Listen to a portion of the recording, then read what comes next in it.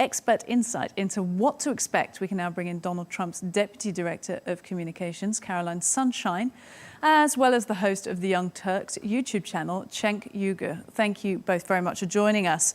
I'll start very simply, Caroline, with saying 56 days to go. How key is this debate?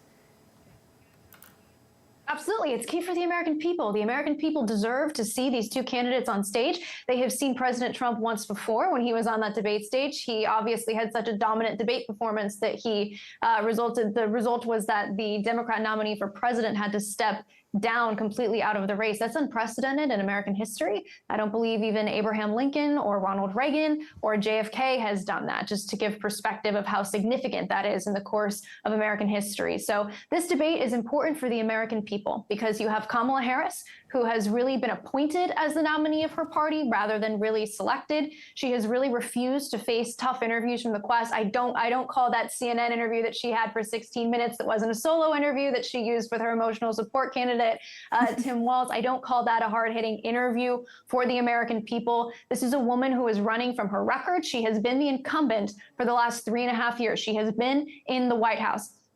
Everything that she is telling the American people she is going to do now, she has had the opportunity to do for the last 3.5 years, and she hasn't done it. So this is an important night for the American people. President Trump has a record to run on. He was obviously president just 4 short years ago. Americans remember the prosperity, the security, and the economy that they had under President Trump. And I want to hear what Cenk has to say. I was really looking forward to having a debate. I want to stay with you a little bit longer, and then I have to hop off. I'm so sorry. I hope that we can have a rain check because I would really love to have this this back and forth together. Of course, Caroline. Let's get Cenk in. Let's get Cenk straight and Cenk your response to that, because thank you so much. As Caroline has suggested, Cenk, there is this assumption that that Kamala Harris is somehow dodging the press. She doesn't want to be held to account, and that by all accounts, she's going to be very challenged by Trump.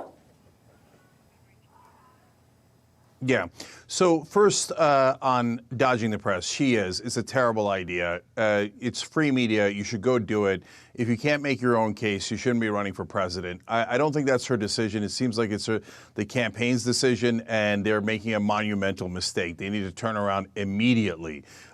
In terms of the debate, Kamala Harris is both a great debater and a mediocre debater. Why do I say that? Because we've seen her in those contexts. She won the first primary debate when there was, dozens of people on the stage on the 2020 Democratic primary. She was terrific on that night, but she's also had some mediocre debates.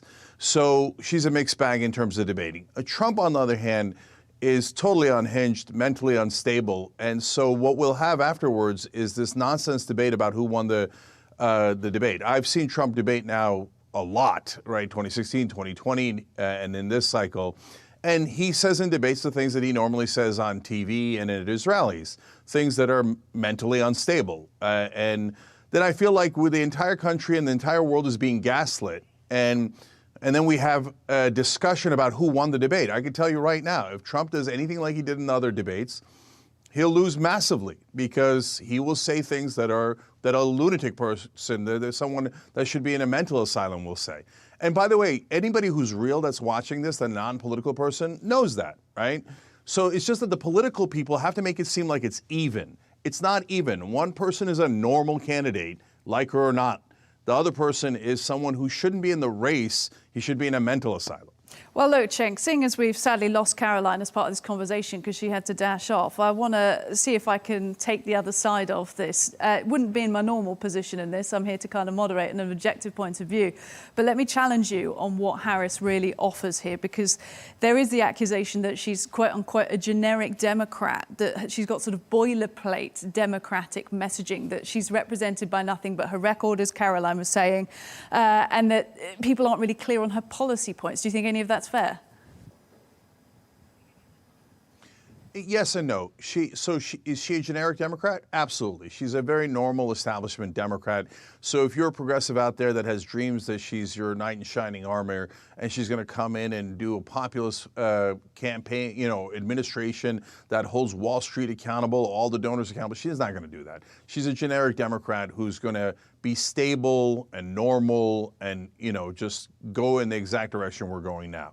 So, and that's why she's got issues, and that's why the race race is 50-50 because a lot of Americans don't want to keep going in the direction that we're going now. So I understand. I understand why they're going to Trump in desperation. I understand why they might not like a generic Democrat. But is she somehow worse? And in terms of announcing policies, has she not announced enough policies? She's announced more policies than Donald Trump has. And when you ask Donald Trump what his policies are, there's a couple of things that he always comes back to. Corporate tax cuts. He already cut them from 35 to 21, and he says he's going to cut them to 15% now. That's a giant gift to the richest people in this country, to corporate rule. It's the least populist thing that anyone could do. He's actually a giant elitist saying, I'm going to give tax breaks, trillions of dollars in tax breaks, to my incredibly wealthy friends. I want no part of that. Nobody should want any part of that. But that's a rare policy proposal that he actually talks about in detail. Everything else is like, oh, I'm going to protect the border. How? Oh, in the bill that he just rejected. That was basically a Trump bill. So, in other words, their bills would be identical. So where's your policy on that? Nothing. And he didn't build a wall last time. So he's got, and then whenever you ask him about childcare or housing, he goes back to drill, baby, drill, and I'm going to do tariffs. How does that help with childcare or housing? The guy has no command of the materials, almost no policy. He's a national and international embarrassment. So it's just painful to look at. I don't love the status quo. I don't love a normal establishment Democrat or Republican, but the Republicans keep giving us this like Frankenstein guy who's both incredibly elitist, only looks out for the rich, and is mentally unstable. So thanks a lot, Republicans, for giving us no choice at all. Well, that brings me to something I wanted to finish this discussion on, and this is an outsider looking into the US, to your politics. Is this the best that the US has to offer in terms of candidates? Because it's been a laborious process to get to even this point. You know, we had to wait for Biden's stand down, for Harris to come up and be an alternative candidate. But she's already the vice president. We've seen her, you know, sure, tried and tested. But it just seems that there seems to be a dearth of candidates at the top that could be going for this. What's happening? Yeah, that's a great question. And I share your frustration and I share the world's frustration. In fact, so much so that I ran against President Biden in the primary. And the thing that I kept saying to everyone is, Biden is too old and Trump is too crazy. And I was right about Biden and I'm right about Trump. And so, I mean, it was just the two worst choices that you could possibly imagine. The reason Trump won the last debate, and it's inconceivable for Trump to win any debate, the only reason he won it is because it was a technical knockout because Joe Biden literally couldn't speak. I mean, this is so embarrassing.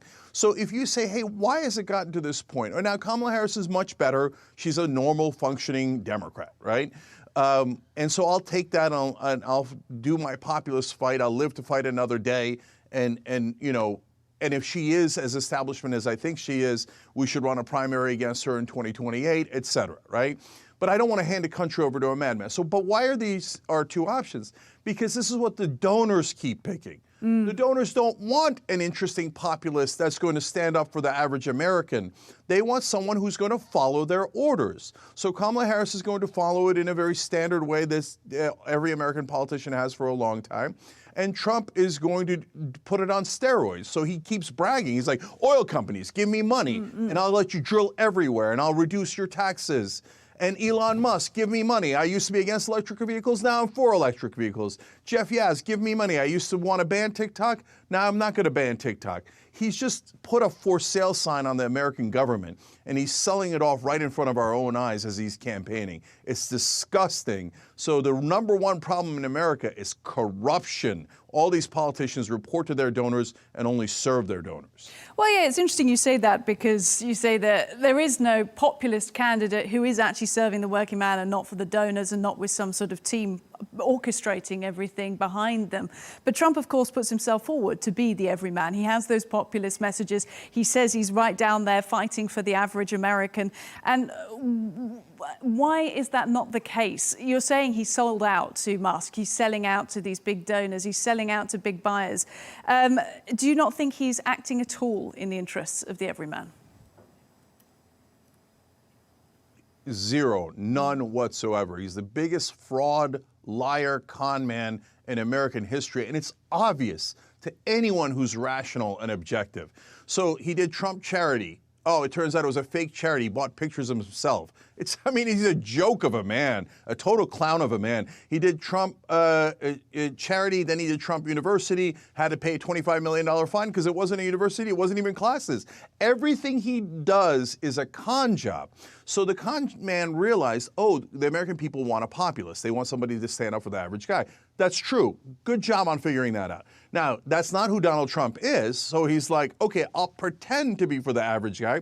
But what did he actually do? He delivered a $2 trillion tax cut to corporations that are running and ruining our lives in America, suppressing our wages, not giving us health care, denying us everything that so many other countries have. We don't even have paid family leave. In America, you guys think the rest of the world thinks we're rich and we're living it up? No, some people in America are rich. But the rest of America, when you have a baby, you have to report to work the next day. The mom does. That's insane. Everyone else on the planet has paid family leave. Almost everyone has universal health care. We don't have universal health care.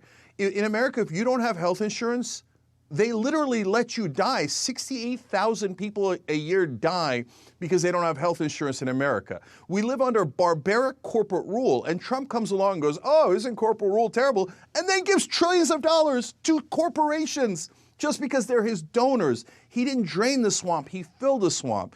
He makes P.T. Barnum look honest. He's a legendary con man. And what's frustrating to me is I love the American people, but that the fact that 30 to 40% of them can't see that this is an obvious snake oil salesman. He's running a con on you. We're not the marks. Conservative voters are the marks. A con man picks his mark and thinks, who can I sucker? Who can I trick into getting their money, their vote, et cetera? And that's what Donald Trump is doing. He's never delivered for the average guy, and now he brags about it. He's like, well, hey, Elon Musk gave me a lot of money. I was against electric vehicles. Now I'm for electric vehicles because he gave me a strong endorsement, which means about $100 million. Miriam Adelson is a giant donor, about to give him $100 million. Her husband gave him $100 million in 2016 and 2020. And he moved the U.S. Embassy in Israel because Sheldon Adelson told him to. Now Miriam Adelson is saying that maybe he should let Israel annex the West Bank, according to reporting in Israel. So this is lunacy, where Donald Trump is just saying, oh, you want U.S. foreign policy? It's for sale. Give me campaign money, and I'll let you direct U.S. foreign policy. In fact, last thing on this, Elon Musk, Trump said a couple of days ago that he's going to let him audit and restructure the entire federal government because he's giving Trump money. This is insanity. It's corruption defined. He's the exact opposite of what he claims to be. We lost you before. Thank you very much for making it back. We were just listening there to Ehud Olmert talking about the ongoing situation and any chance at all for finding some sort of resolution, if not, a ceasefire.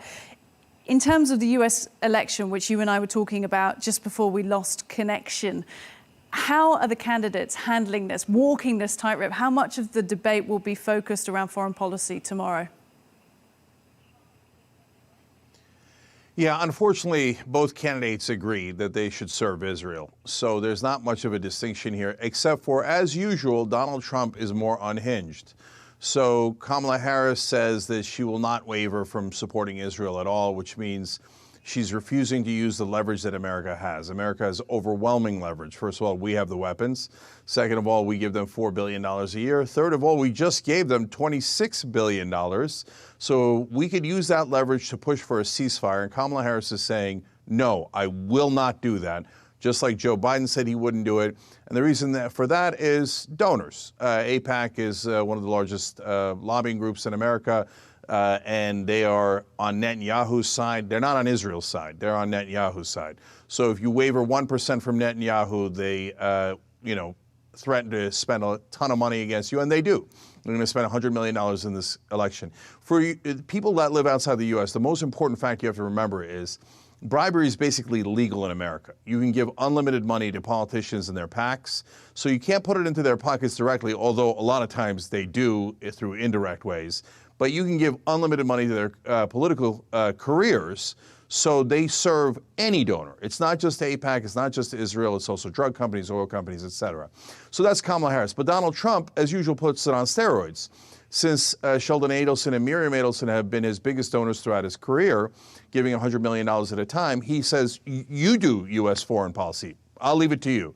So that's why we moved our embassy, because Sheldon Adelson ordered Donald Trump to do that, and he did. He gave Miriam Adelson the Presidential Medal of Freedom, which is a joke. He gave it to a donor. It's the highest honor we have. So this guy's just selling off the government one piece at a time. And now Miriam Adelson is saying, apparently, again, like I said, according to reporting from Israel, that she wants Trump to let Israel annex the West Bank. Well, that's just an invitation for the largest war in the Middle East we've ever seen in our lifetimes. I don't know if it'll get into World War III. I don't know if it'll involve Russia, China, and other nuclear powers. But I do know that Iran, for example, is 4 times the size of Iraq. And that would precipitate an enormous war. So neither one of them will help the Palestinians at all, but Donald Trump will make the situation much, much worse. Well, having said that, again, I'm going to try and play the other side to this, given that we lost the other side to this debate. Some say that Donald Trump is actually stronger when it comes to foreign policy than, say, somebody like Harris, because he has the ability to get on a level with some other leaders of other countries here. I'm thinking of Putin in Russia. I'm thinking of Hungary, Orban. I'm thinking of China. I'm not saying he's a savvy geopolitical operator, but do you buy the argument that he has something to offer other countries' leaders when it comes to negotiations? Yeah, no, he's a joke in negotiations. There is only one potential wild card positive of Trump, which I'll get to in a second. But in terms of how the negotiations went, it's basically he asked them, how much money are you going to give me personally? And then he gives them whatever they want based on that. Or how much do you love me personally? So he talked about how Kim Jong-un and him fell in love and wrote love letters to one another. I'm not joking. Those are verbatim quotes. So that's the communist dictator of North Korea. So in the meanwhile, okay, how did the negotiations go? Kim Jong-un built 6 to 8 nuclear weapons. Donald Trump did nothing about it. It was a disaster for America. But Kim Jong-un wrote him love letters, so Donald Trump gave him whatever he wanted. This is a pathetic child of a man. So with Putin, he refused to have an American translator in the meetings. He relied on the Russian translator because he didn't want a single other American knowing what him and Vladimir Putin talked about. Okay, Come on. And then he gave Putin everything that he wants. Host of the Young Turks there, Cenk Uygur, thank you very much Yes. for coming back to join us on the show.